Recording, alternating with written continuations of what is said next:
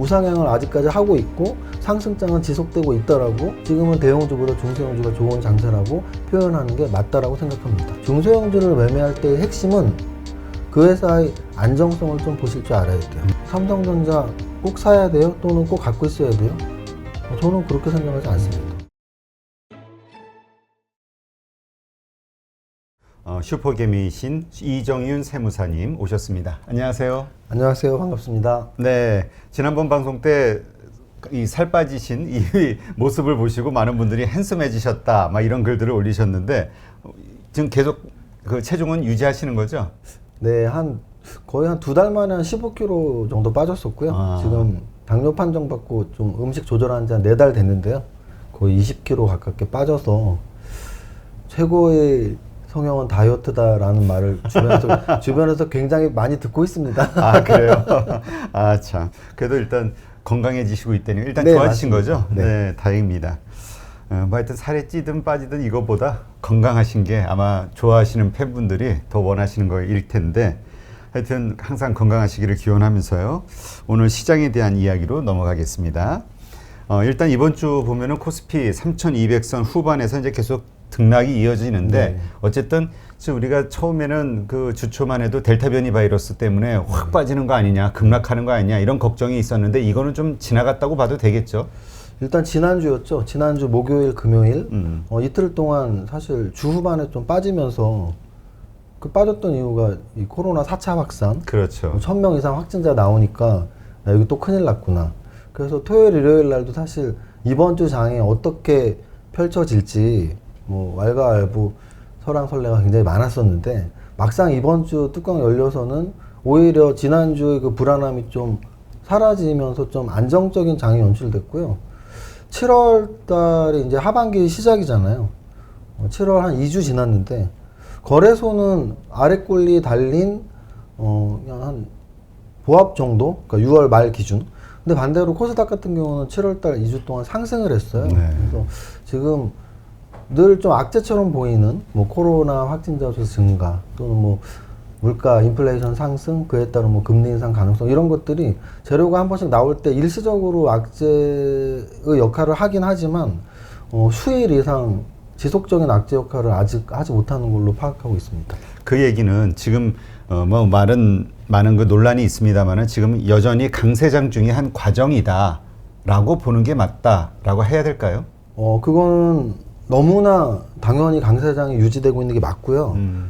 뭐 어떤 재료나 어떤 정보보다 더 중요한 건 종합주가 지수의 움직임이죠. 근데 오늘까지의 움직임을 보면 거래소는 직전 고점이 이제 한 6월 중순이었거든요. 네. 6월 중순 말 3,300 넘었을 때, 그때부터 지금 한 달 정도 지났지만 뭐 크게 밀리지 않고 계속 유지가 되고 있죠. 그렇죠.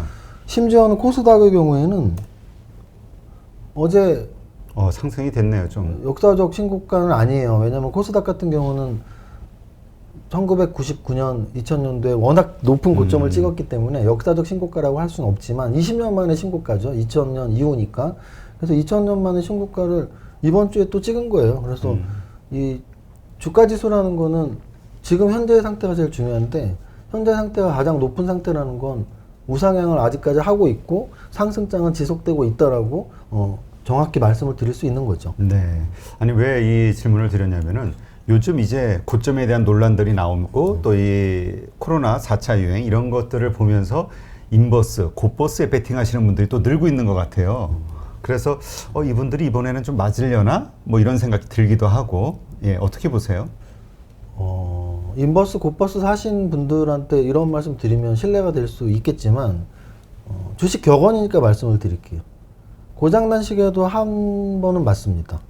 마찬가지로 지금 같은 강세장에서 당연히 언젠가 한 번은 변곡점을 맞추겠죠. 그렇죠. 근데 그 변곡점을 지금 맞추기 위해서 굉장히 많은 희생을 많은 사람들이 오랫동안 해왔습니다. 언제부터?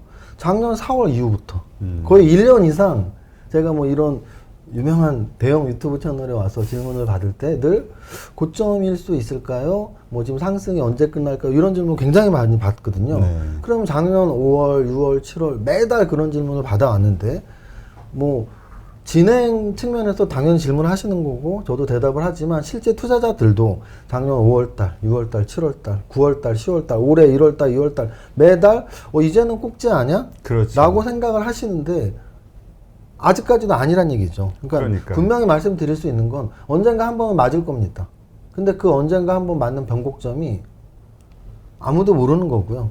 그래서 사실 주식에서는 추세와 변곡 어느 것을 우리가 우선시해야 되느냐라는 게 사실 화두인데요. 화두라기보단 주식 철학 중에 하나인데 저 같은 경우는 사실은 변곡을 의미 있게 보지 않고 추세를 훨씬 중요하게 생각해요. 아, 그래요? 그 이유는 변곡은 정말 맞추기가 힘들거든요. 그렇죠. 그건 정말 신의 영역이죠. 예. 신의 영역인데 추세는 우리가 누구나 알 수 있어요.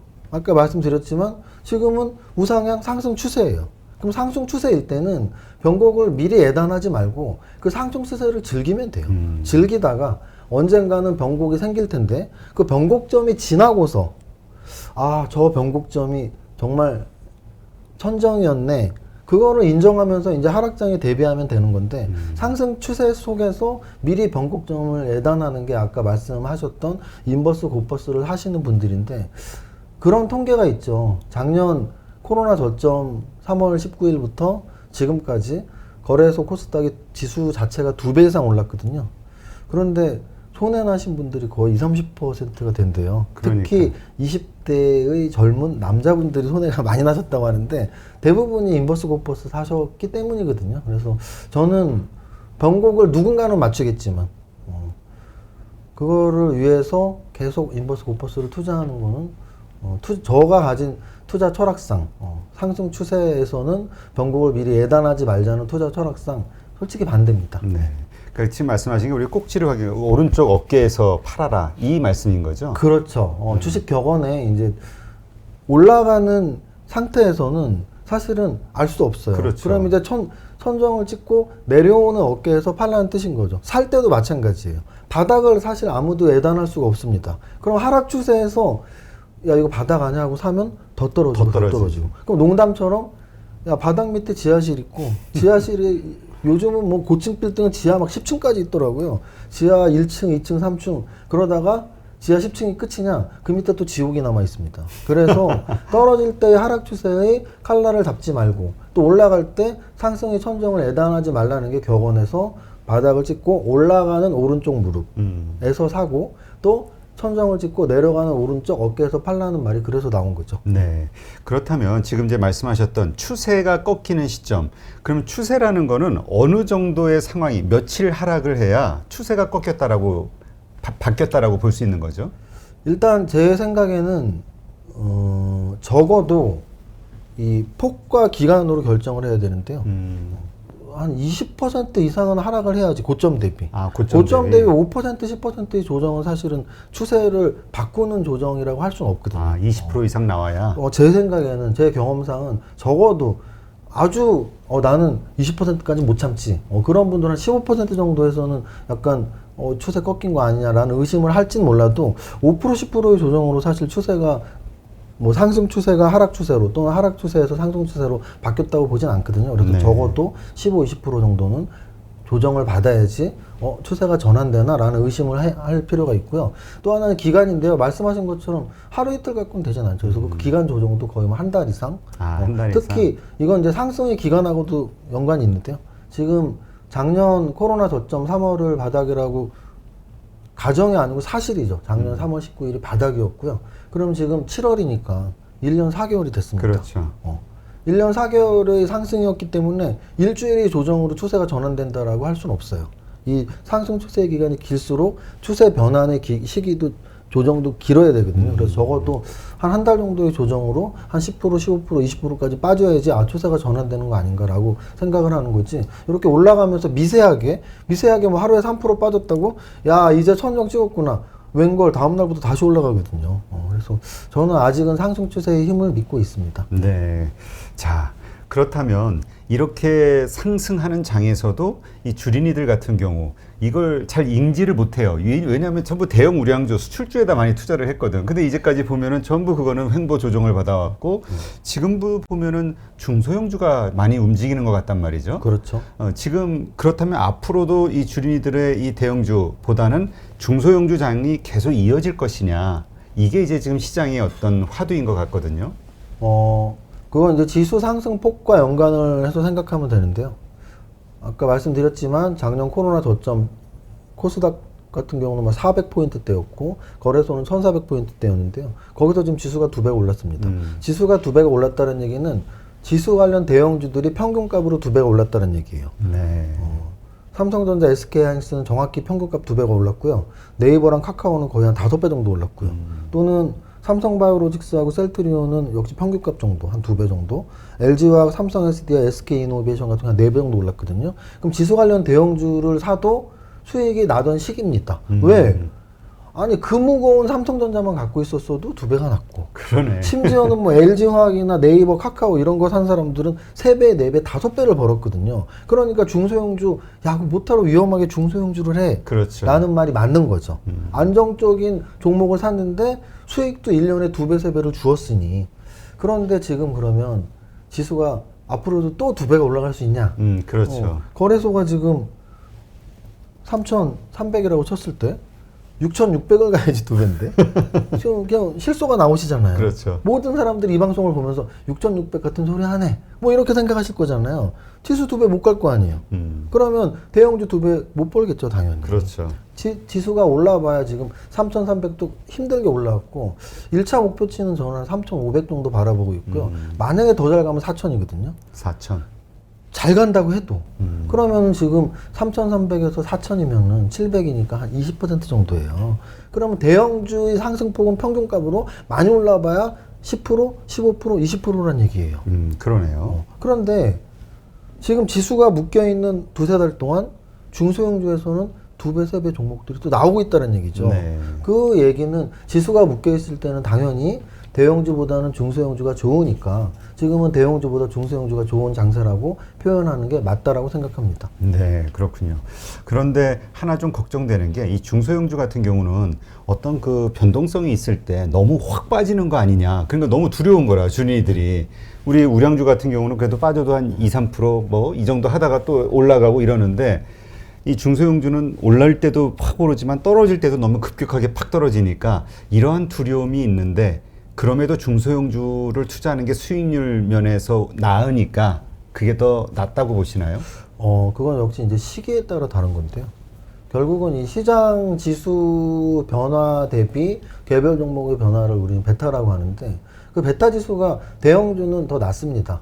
당연히 대형주가 낮고요. 대형주는 지수 변동폭보다 훨씬 크게 움직일 수는 없거든요. 그러니까 대형주는 당연히 시장 지수 변동폭 정도로 움직이는 것이고 중소형주는 시장 변동폭보다 오를 때는 2배 빠르게 떨어질 땐 말씀하신 것처럼 2배 빠르게 떨어지겠죠.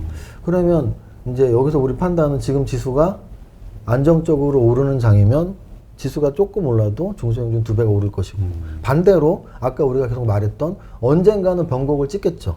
변곡을 찍고 하락 추세로 전환한 이후에는 대형주가 10%가 빠지면 중소형주는 20%, 30%가 빠질 겁니다. 그래서 결국은 주식은 또는 재무관리의 핵심인 투자 수익률은 하이리스크 하이리턴이라는 언론에 결국은 도달할 수밖에 없는 거예요. 그래서 네. 여러분들이 만약에 고위험 고수익자라면 중소형주를 지금 매매를 하시면 제대로 잡으면 수익이 많이 나고 반면에 변곡을 찍어서 떨어질 때는 손실을 많이 볼 것이고 나는 고위험 고수익 아니야. 나는 저위험 저수익이야.